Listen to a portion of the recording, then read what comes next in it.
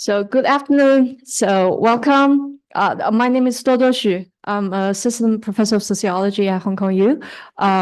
So it is my honor to introduce our last speaker of this population and health seminar series, Professor Emma Zang. So Professor Emma Zang is an assistant professor in the Department of Sociology with secondary appointments in biostatistics and global affairs at Yale University. So she completed her PhD in public policy and master in economics at Duke, and also master of philosophy in social science at Hong Kong UST. So that's where we met each other. And Professor Zhang's research interests intersect at the nexus of health and aging, family, demography, and inequality, employing advanced data science and statistical tools.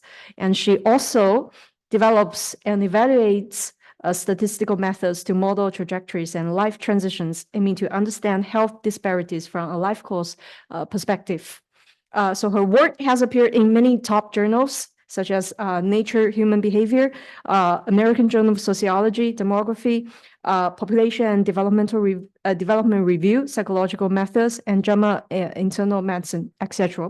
And she also received many grant funds from NIH, and also received many awards from ASA and International Sociological Association Research Committee on Social Stratification and Mobility, what we call RC28, etc. So without further ado, let's welcome Professor Zhang. So she will give us a talk on intra-household property ownership and family members' behaviors. Thank you so much. Yes, thank you so much, Dodo, for this very kind introduction. And do I have 1 hour for the talk? 45 minutes. Okay, great. I'm so glad to be here. So it's my first time having a seminar at Hong Kong University. And I thought this topic was the perfect topic today because during the lunch, we had a very lively discussion, and I kind of approximately estimated maybe half of the time people are talking about housing, like buying a house in Hong Kong. So I think, talking about property ownership, it must be of great interest to many of you.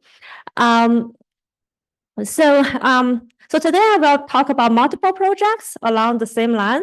So these projects are kind of like answering very related questions, and most of the projects, some of them are already published, some of them have recently was rejected, but we're still like submitting to some other journals. And then the last project, we're still working on it. So we welcome any feedback.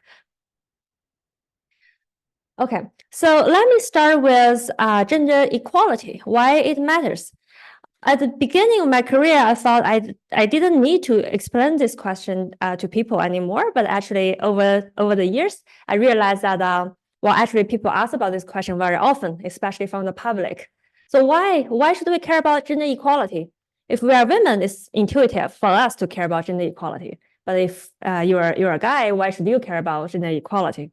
Well, there are many reasons. I would like to highlight 3 reasons. The first one is, everybody has mothers, and some of you may have sisters. And if you're lucky, you may have a partner or a wife, and you love them and you want them to do well. So that's the first reason that why you should care about gender equality, especially women's well-being. Second, we care about poverty rates, right? And then the poverty rates are disproportionately high among the female population. So if you care about reducing poverty rates, we want to reduce poverty rates among the female population first. And then lastly, in the population health literature, studies have consistently shown that structural sexism is bad for both men and women's health. So if you're living in a place with very sexist policies, men's health also suffer from this kind of policies compared to their male counterparts living in better places with more gender egalitarian policies. So that's another reason that we should care about gender equality. So how are we doing then? How are we doing in the Chinese context in terms of gender equality? Not very well. If you look at China's rank in the Global Gender Gap Index developed by the World Economic Forum, so China ranked the 45th percentile in terms of gender equality in 2006. So the higher rank, the more gender equal.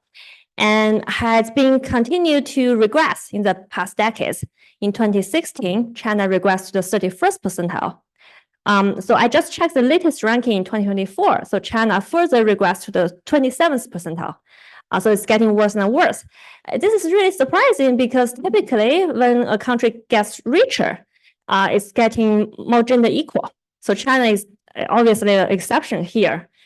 And then if we look at aggregate statistics, Chinese women are disadvantaged in many aspects compared to Chinese men, including income, employment, occupation, health, etc. There is one exception. That is actually one of the biggest puzzle in the literature.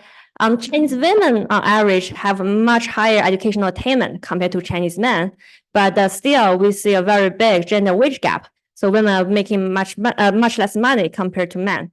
So what happened? So we know education is positively associated with income. And scholars have suggested to look in the area of intra-household gender inequality. That is, well, although women are more highly educated, but women tend to marry up. So they want to marry someone richer. And in that way, women tend to do more housework and childcare within the household. So they don't have time to prioritize their career. So really, it's the intra-household gender inequality that matters the most in the recent era in terms of gender inequality. And then we also know that housing accounts for 80% of the household wealth in China. And it's very surprising for us that not so many studies have looked at intra-household property ownership. And in the family literature, we know that, economics factors matter because who has more money in the household, that matters for who does more housework and childcare. But we also know that gender norms matter. That some studies have found that in some cases, even women make more money, they are still doing more housework and childcare. So one very important question in the family literature is when economic factors matter and when do gender norms matter. And this project, we are trying to answer this question while dealing with a very big challenge in the literature, that is endogeneity. The family studies typically don't do very much in terms of dealing with endogeneity. That is, well, people select themselves into different households, right? More conservative people, they tend to live in a more conservative households. So in order to deal with endogeneity, we take advantage of a policy change. So before we jump into the policy change, let's look at the demographic trends. Right, so this picture shows the marriage rates in China from 1978 to 2016. We say the marriage rate is fluctuating, but we don't see a very clear pattern. How about divorce rates? Wow, divorce rates have been increasing over time, dramatically actually, especially after early 2000. And then during this time period, the marriage law has changed multiple times, and we don't have time to talk about the details of each change. But I would say that before 2011, the revisions of the marriage law in China are typically following the trends that were promoting women and children's rights. For example, in 2001, the new marriage law explicitly protects women's rights, women's land rights in rural areas. However, in 2011, the Supreme Court announced a very, very controversial marriage law revision, the third judicial interpretation of the new marriage law, which stipulates that property belongs to the registered owner upon divorce. So why this law is so controversial? To understand this, we have to think about the marriage norms in China and housing. So in most places in China, they follow a bread press practice. That is, what we know in most places in China, there are more men than women. So in order for a guy to find a wife, the guy's family typically have to pool their money to purchase a family home before marriage for the guy to attract women, right? And then after they get married, the family home was typically considered joint property upon divorce. So that's called bread press practice. So the 2011 judicial interpretation typically said that, well, now we have to change this. So upon divorce, if the guy bought the house, bought the family home, then upon divorce, this family home should be considered only the guy's property, women don't have a share about this. So that's why it's so controversial, because it's inconsistent with marriage norm in China. Well, people say, well, I think the norm is not great. Why don't we use this policy to change the norm so that if women want housing, they buy themselves? Well, it's not that simple, right? Because the marriage norm has been there for many, many years. And because of the norm, Chinese parents rarely purchase family homes for their daughters before marriage. They only purchase family homes for their sons. So it's not very simple to say, well, let's use the policy to change the law. Because of that, many women are very upset about this legal change. Where there have been many debates in the legal community, but there haven't been many empirical studies in examining the consequences of the law. Okay, so let's take a look at some specific details about this legal change. So, for example, Article 7 says that houses purchased within marriage are owned by the spouse whose parents exclusively assist in the purchase and register the house in the name of their son or daughter. Basically, the houses in China now are very, very expensive. And a young man in their 20s or 30s, they couldn't afford purchasing a house by themselves in many cases.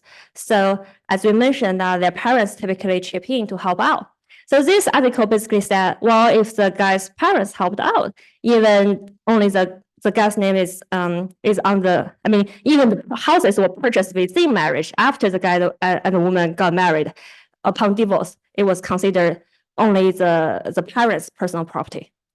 And before, it was very clear that houses purchased within marriage are considered joint property. But now they were saying that, well, it's the parents' personal property. And then Article 10 stipulates that houses purchased before marriage would belong to the registered owner upon divorce. So as long as the houses were purchased before the marriage, then that would belong to the registered owner. Well, before 2011, the marriage law didn't explicitly say that. So the judges have a lot of flexibilities. But in most cases, they consider the well-being of the children. So typically, the children are young, the mother would get the custody. And then they also have a marriage law saying that, well, if one of the spouses has financial difficulties finding a place to live, and then the other partner should provide assistance. Because of this, in many cases, family homes were given to the mothers with the children. So this basically changed that as well. And then Article 12 stipulates that within the marriage, houses which were created by the housing reform and purchased in the name of parents by the couple's joint property would belong to the spouse whose parents' name was registered on the deed. It's along the similar idea. A lot of the houses were purchased in the housing reform. In this case, well, even if the woman had financial contribution, but it would be considered the parents' personal property. So another article that we didn't talk too much about is that, well, in many cases, the guy pays the down payment, and then the couples pay for the mortgage together every month. In this case, upon divorce, it was considered the guy's personal property. And then they said they will give the woman some financial compensation, but they didn't say how much. So because of this marriage law was arguably the most controversial legal change in the Chinese marriage law history. Okay, so many of you may have wondered, like, why suddenly the Supreme Court decided to announce such a controversial marriage law, reverting the previous trends of protecting women and children's rights. Well, there are many socioeconomic forces behind this. Well, I will talk about the most important ones. The first one is, of course, the rapid growth in economy leads to wealth accumulation among Chinese people. So there has been an increasing need to protect personal property as people get richer. As a result, China established the first property law in 2007 to protect personal property. Because many of the articles in this law aims to protect personal property that contradicts a lot of the marriage norms. So the Chinese Supreme Court need to revise the marriage law so that the articles in these two laws are consistent with each other.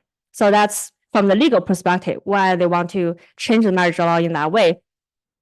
And then second, the housing prices in China was increasing dramatically until very recently. I heard there's a housing market crash, but it was like increasing 300% at some time point. And then that means that in order to purchase a family home for the guy before marriage, the guy's family typically have to pool their family wealth to purchase the house. And at the same time, we saw the divorce rates have been increasing. So this means that upon divorce, the woman would take away a large share of the husband's birth family's family wealth.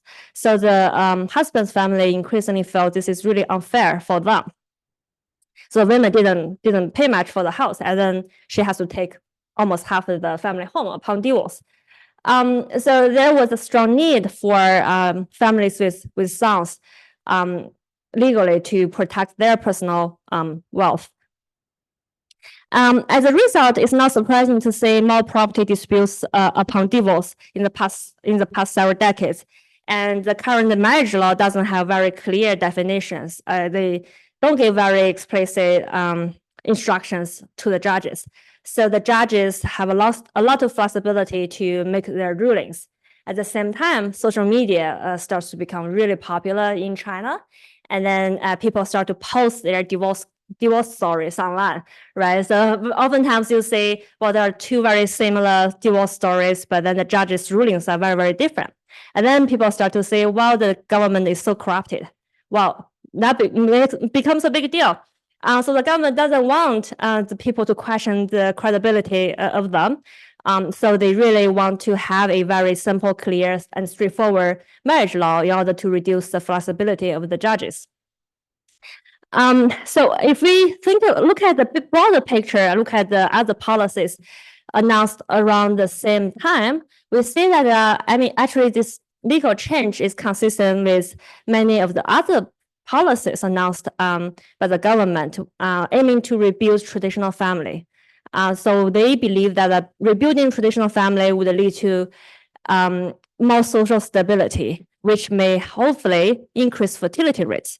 So low fertility rates is one of the biggest public policy concern in China right now. So part of the many policies they announced in more recent decades is trying to solve the low fertility issue. So they believe that building traditional family is the key. Okay, so that's some of the reasons why they suddenly have this very controversial marriage law change. So how should we think about this? So to recap, so for a typical Chinese household where only the husband's name is on the deed of the family home, before 2011, upon divorce, the family home was considered joint property between the spouses. But after 2011, the family home was considered the guy's personal property.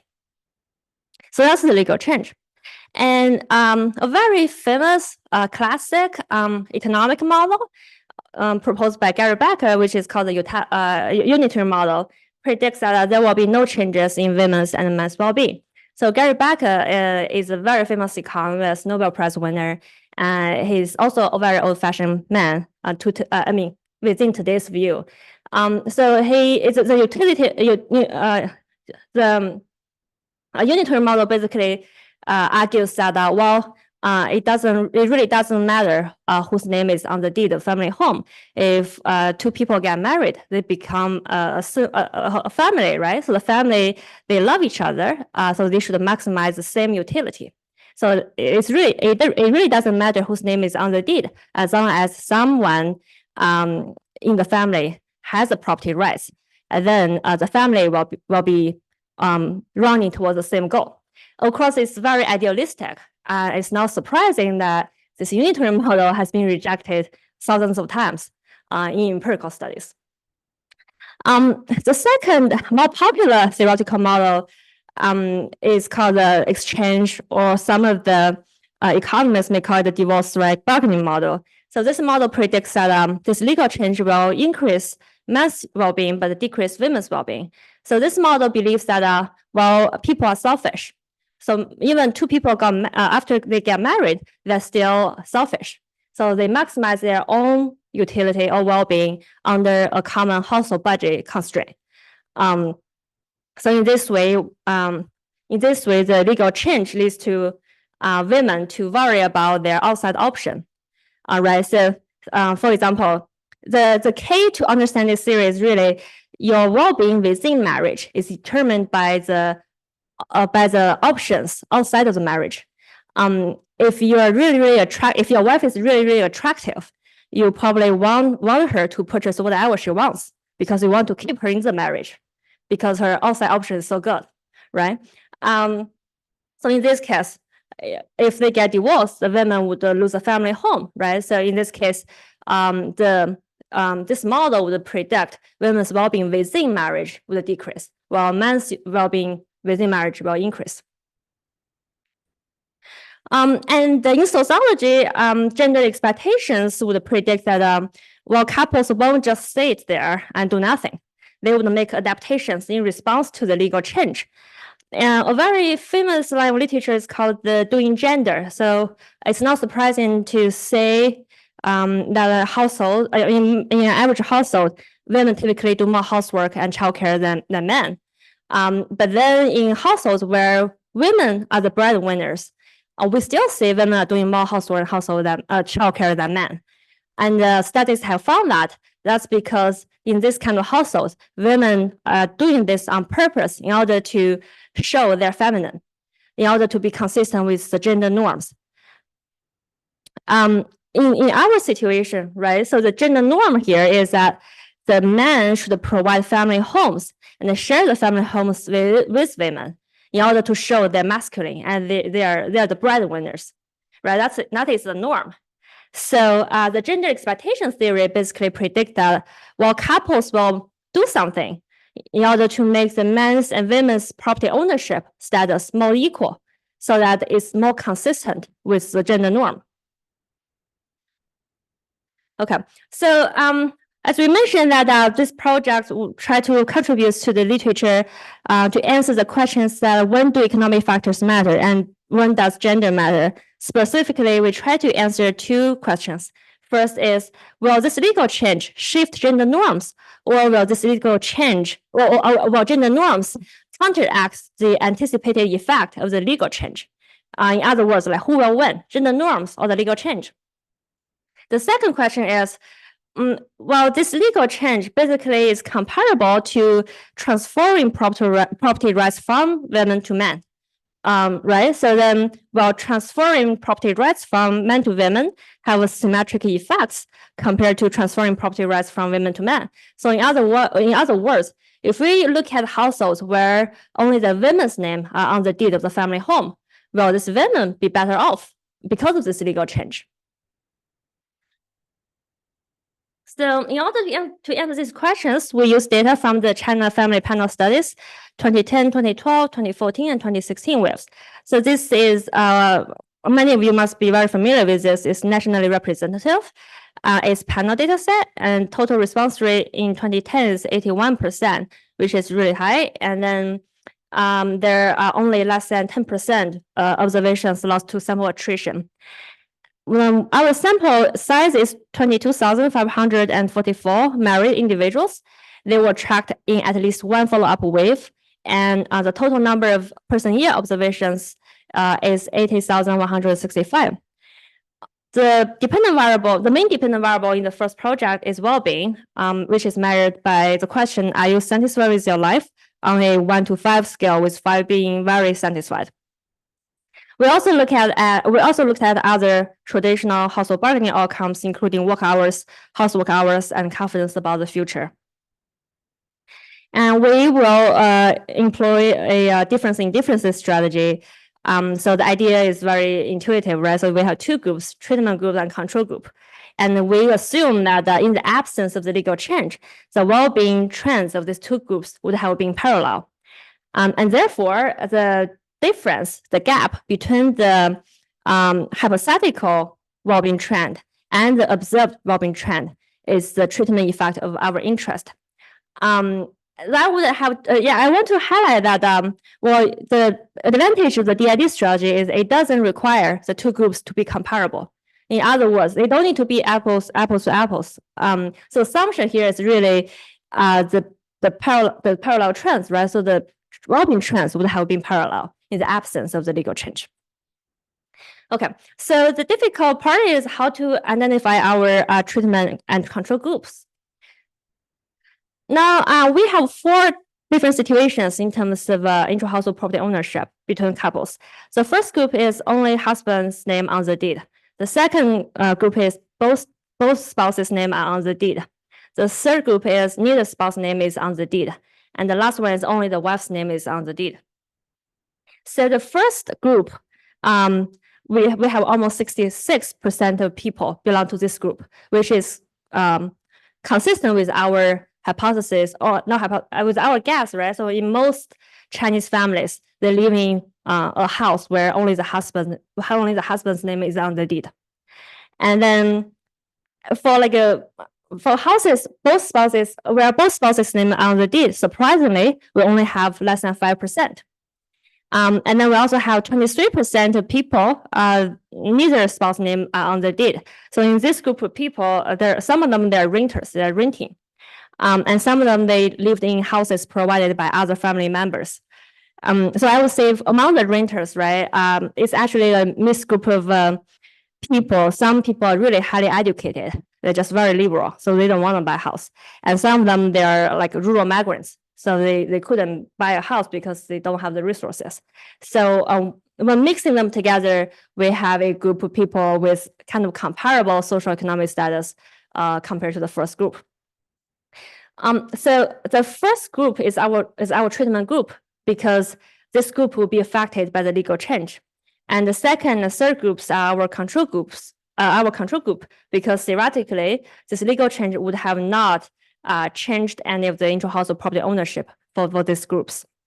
So the first group, only wife's name is on the deed, will also be affected by this legal change. So in the second set of analysis, we will use the FOSS group as a treatment group, and the control group stays the same.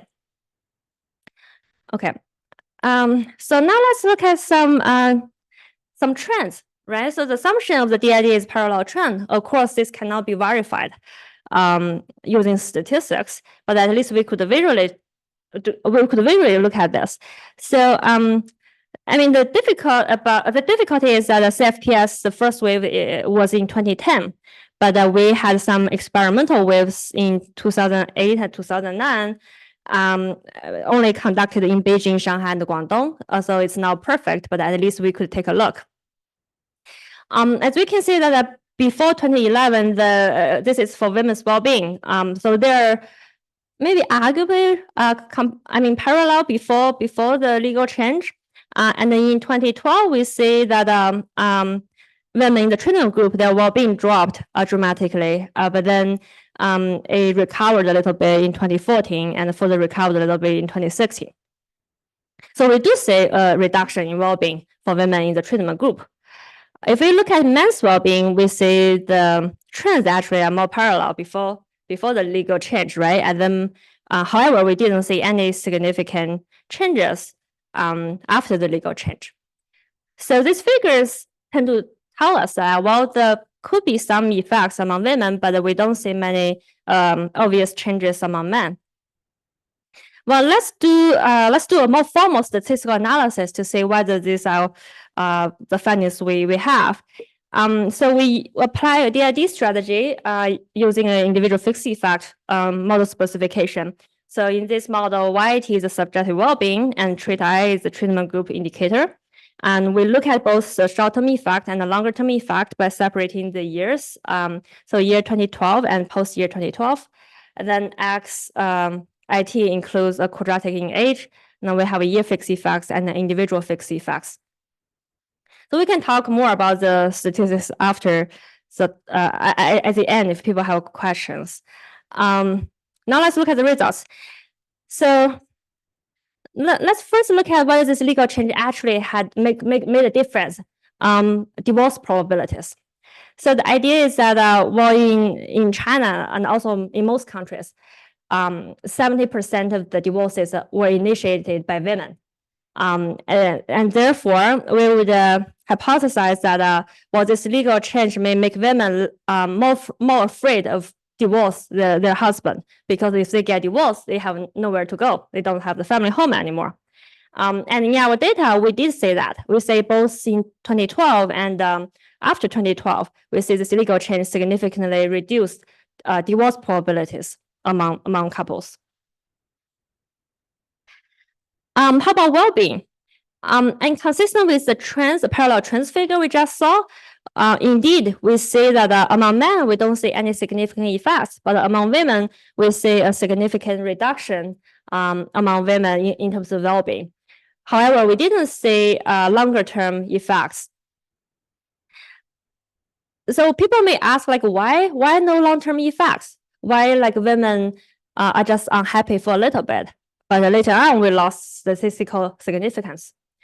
And a very interesting phenomenon we found is that, consistent with the gender expectations theory, we see that couples actually made some adaptations.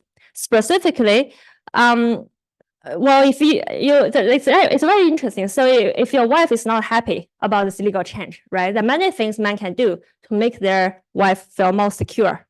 They could add their wife's name to the deed of the family home. And they could, if they're even better, right, they could transfer the family home to their wife. But surprisingly, most people didn't do this. We found that the men disproportionately transfer the property to their children. So the idea is that, well, if the couples get divorced, no one will get the family home, their children will.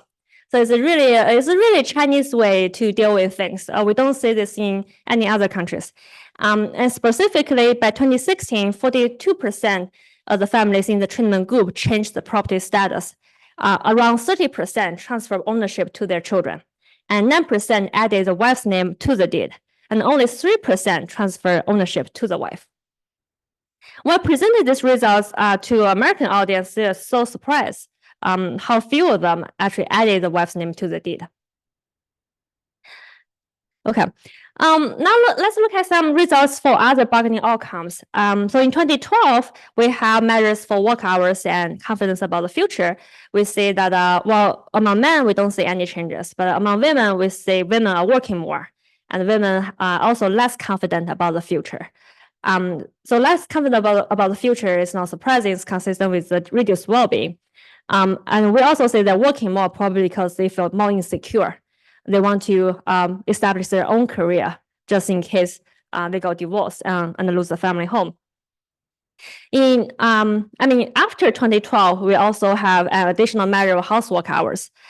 We say that with this legal change, actually also significantly increased housework hours among women. So that means that the women are doing more housework and working more. As a result, they're sleeping less. Okay, so we are also curious that what if we look at the families where only the wife's name is on the deed of family home, while the wives in this household they are better off because of the legal change. If gender really doesn't matter, we should in this neighborhood that women actually are doing better, right? Okay, so let's first look at divorce probabilities first. Again, consistent with our hypothesis, right? So because most divorces were initiated by women, now women have more bargaining power within the household. We do say they're divorcing more. At least in the short term, we see more divorces. But in terms of well-being, we didn't see any significant effects here among men or women. So it doesn't really affect women in this household very much. They're not happier, or their husbands are not worse off. And some people may argue this is a power issue, but we actually have more than 1,000 people in this analysis. So we cannot say power is definitely not the issue, but I just want to emphasize that we don't have a small sample size. Okay, to summarize, in the short term, we find women are worse off. We don't see any evidence for men. And in the longer term, we find effects are weakened because of adaptations. So theoretically, we find some support for the household bargaining model in the short term, but in the longer term, we also find evidence on doing gender because of the adaptations. Well, after completed this project, and we want to follow up on the very interesting phenomenon we found that many couples transfer their property to their children. It's fascinating. Think about it. In China, now we have many, many young children. We're talking about children under age 18 in this case. They have very valuable housing assets at a very young age. Well, I mean, in America, young children are not allowed to have property. They have to have their parents' supervision until age 18 or 16. So in China, legally, very young children, like my son, 14-year-old, could be on the deed of the family home. So, I mean, legally, we could transfer the family home to my son if we have a house in China. So how would that affect the children? So traditionally, when people talk about intra-household property ownership, they only think about spouses, like adults, but they rarely consider children.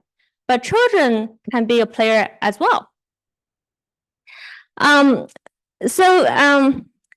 mean, according to the asset building theory, more assets will increase children's confidence level, leading to a higher level of self-esteem.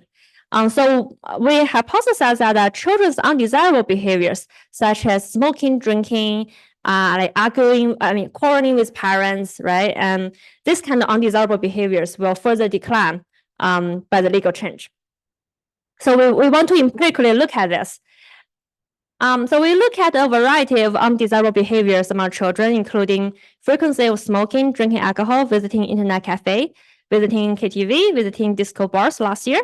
And these variables were measured in an ordinal way from 1 to 6, with 6 being almost every day. And to reduce the concern for multiple hypothesis testing, and also to have a very straightforward measure, we also created a undesirable behavior index by averaging all the frequencies. And we also have additional 2 measures which were measured in a different format. The first one is whether the children are in a very romantic relationship. The second is a number of quarrels with parents last month. So we also look at these 2 measures separately. So when I presented this research to American audience, a lot of people are very against us thinking that visiting internet cafe is undesirable behavior among children. So they argue that children could be studying in the internet cafe. So we had to explain to them, well, in China, children typically don't study in internet cafe, they play video games. And then they would say, well, video games are not that bad. It's not really undesirable. But then we have to show them actually legally China banned teenagers going to internet cafe a couple of years ago. So it's illegal for teenagers to go to internet cafe. So it is, in the Chinese context, undesirable behavior. Okay. Now let's look at the results. So consistent with our results, if you look at the deviant behavior index, so at the very beginning, we call this deviant behaviors. That because of the objections from the American audience, we change it to undesirable behavior. So if you look at the index, right, so we do say that the legal change significantly reduced children's undesirable behaviors. And specifically, it reduced the frequency of visiting internet cafe, the frequency of visiting KTV, and also reduce the probability of children being in a romantic relationship. If you look at subgroup analysis, we say that the effects are more robust among not very wealthy households, among rural households, and among boys. However, the coefficients across models are not significant, meaning that we can only say the effects are more robust among boys, but we cannot say the effects are greater among boys compared to girls. We also explored a lot of mechanisms, and because of the time limit, so in summary, we found evidence that there are 2 main mechanisms. The first one is the legal change significantly increased the probability of a child being on the deed of the family home, and therefore reduce their undesirable behavior through an asset building mechanism. And additionally, we found that the legal change significantly reduced or improved parenting practices. So we found that the legal change reduced mothers' smoking and drinking behaviors. Okay, so after we completed these two projects, a group of economists approached me and say, well, have you looked at the fertility, right? So if you think about it, if you have a contract with someone, it's a marriage contract, or marriage is a contract to many economists, right? So we're saying, well, we agreed the family home should be joint property, but now you are violating our marriage contract. As a result, I don't want to contribute to public goods anymore. And I mean, fertility, children are considered household public goods, meaning that everybody can enjoy children. But the woman is a person who disproportionately make efforts to make the children, right? So that's why children are considered public goods. Intuitively, so women may think, well, if I have children within marriage, if I got divorced, I will lose my child because I don't have a family home. So the judges may say, well, you don't have a place to live, so you cannot have the child. Or even if I could have the custody of the child, I don't have a place to live, and I couldn't afford to raise my children in a better way. So therefore, women may be less willing to have children within marriage. In economics, there's a theoretical model called the collateralized marriage model in addition to household bargaining model. So basically, this model stipulates that because the legal change increases the risk of losing family home upon divorce among women, so that kind of erodes the commitment value of marriage. So women are less committed to their marriage. And therefore, household public goods, including fertility, would decrease because of the legal change. We look at childbirth as our dependent variables. Specifically, we look at two variables, whether they have a child in the next year or whether they have a child in the next 2 years, to account for potential lack in fertility. Because you cannot just like get pregnant and have children, right? It takes time sometimes. And then additionally, we look at financial assets, including savings and investments.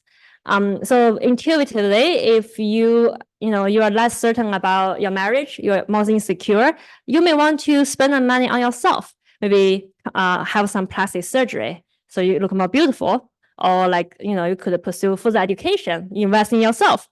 You don't want to save money for the family anymore, or you don't want to invest for the family anymore. Now let's look at the results. So consistent with our hypothesis, we do see this legal change significantly decreased fertility.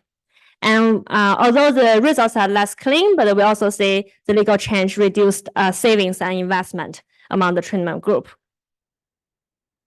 And then if you look at subgroup analysis, we see the effects are more robust among people with rural hukou and among older women, and in places with relatively higher divorce rates. And also, we also say if your house is more valuable, of course, the effects are more obvious. So if your houses are more valuable, you may care about the property rights a little bit more. Okay. So after 3 projects, both my collaborators and I are very tired of CFPS. So we decided to look at some other data. And one question we had is, how does the court decide the division of housing property upon divorce in practice after the 2011 judicial interpretation? In other words, are the judges actually following the new marriage law very closely? I mean, whether they actually gave women some compensation in this way. So we look at 72,048 divorce judgment documents in the local court of Zhejiang province, and we use some text analysis and machine learning methods to code a data set that includes many of the key information we need to understand this question. And we also plan to do some qualitative interviews, interviewing people who actually divorced after 2011 to say what is really going on. There are only some very preliminary findings, but they are already interesting enough. So first, we saw after 2011, there are more obstacles to the divorce petition because of the property disputes. In other words, divorcing is getting more difficult. And then we also say, in many cases, women have to relinquish the share of housing in exchange for divorce. So if they want to divorce, they have to give up their property rights. We also see that some evidence that the title-based decision on housing, but moderate compensation for the losers, in most cases, the women. Meaning the judges are actually, in most cases, following the 2011 judicial interpretation. And the compensation for women are typically a little bit more moderate. Okay, thank you.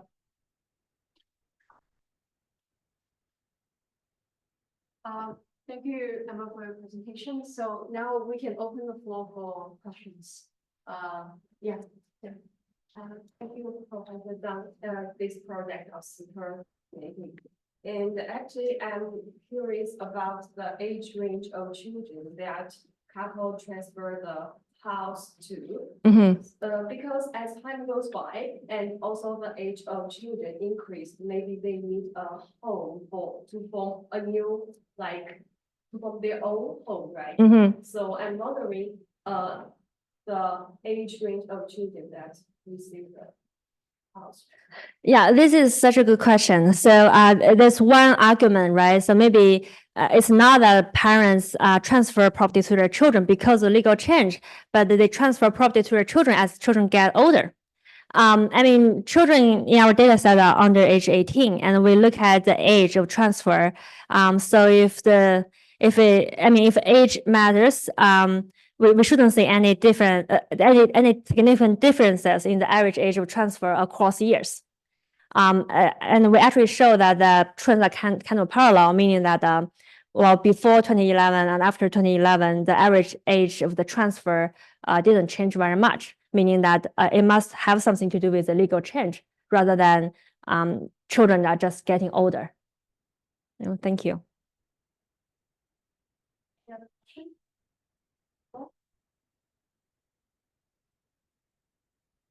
Thank you.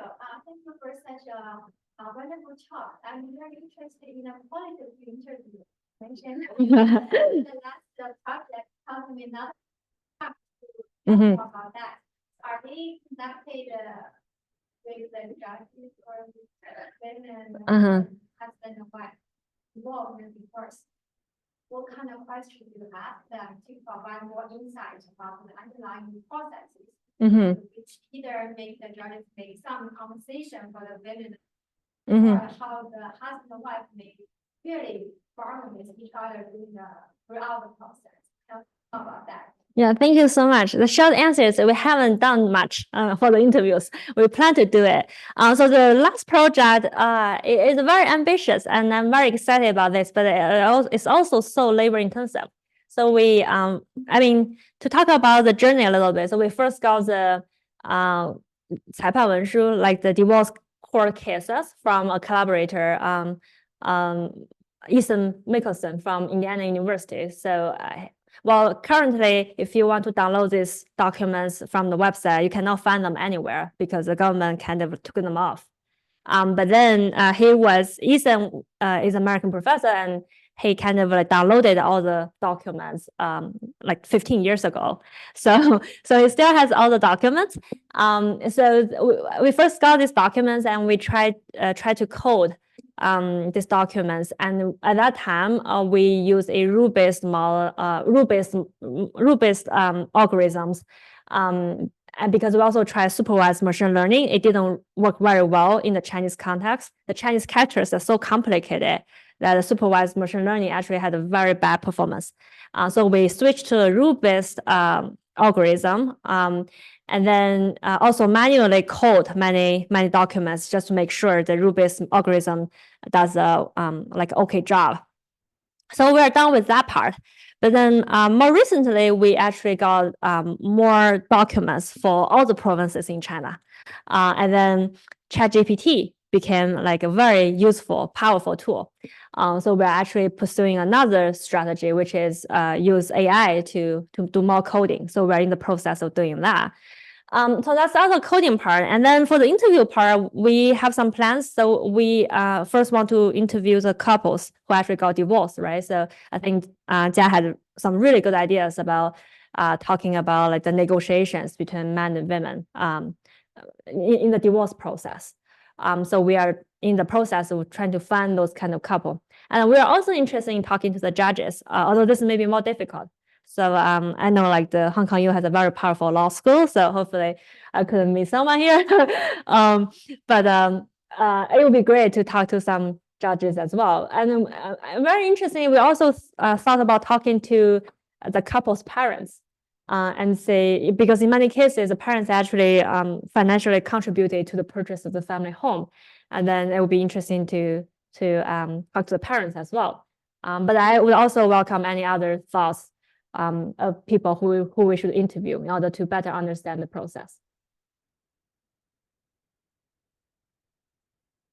So can I ask a Yeah. question? So I like that you showed how the legal change affect people's intention and also Fertility outcomes. Outcomes and also the goals. So I want to have you check how the legal change would affect people's intention of entering into marriage in the first place. Because if you can go back to the slide showing the change of Right. the marriage rate and divorce rate, actually you can see a sudden drop in terms of the marriage rate after 2011 or so, if I remember correctly.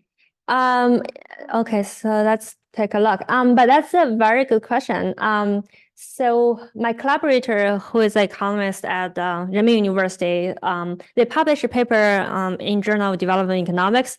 They show that related to your question, this legal change reduced assortative mating. Assortative mating meaning that, well, highly educated men may marry highly educated women. So the idea here is that, well, before the legal change, right? So you had to share the household, the family home with women. So you probably want to marry equally wealthy women, right? So who could help out? But after the legal change, my personal property is guaranteed, is legally protected. So men could marry actually beautiful, young, and poor women. So they don't worry about divorce and losing property anymore. So that was a very interesting finding. And then, but they didn't look at, marriage risk. So we did some preliminary analysis, but we don't think the results are rich enough for a paper. But we did find the first age of marriage got larger after the legal change. Yeah, so I think that's definitely, if someone wants to further extend the line of research, I think looking at people on the marriage market would be really important. So we're now back to the slides, and after 2010, we do see the marriage rate decreased. So I think some research could be done to further investigate this. That could be another Yeah, I'm just too tired of CFPS, but if anybody else wants to do that, I'm happy to talk more. Okay. Do you have any other questions, comments? Yes, please. What will your rough guess if the price of the housing drops substantially? Which will mostly talk about. Right. So you mean the we did subgroup analysis by the housing prices. So by like how expensive your houses are, right? It's not directly the same question you were asking, but it kind of speaks to the relationship between housing prices and the relationship we're interested in. So we did find that the results are more robust among people living in more expensive houses.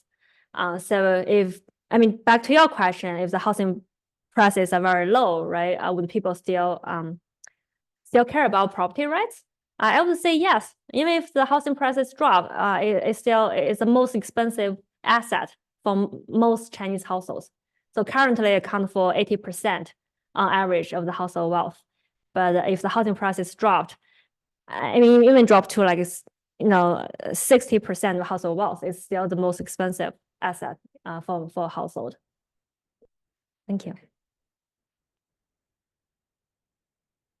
Okay, no more questions, and we may stop here. So, yeah, actually, I want to announce something before I forgot. So I'm actually looking for a postdoc and a pre-doc.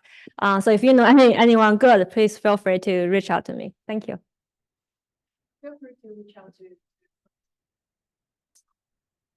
And also starting from the coming semester, so we will change the title of this seminar series from the Population and Health Seminar Series to Population Studies Hub seminar series housed under the newly established Population Studies Hub. So I will be the coordinator for this seminar series. So one of the first group of speakers we invited is David Padula from Harvard. So you're more than welcome to join our incoming seminars.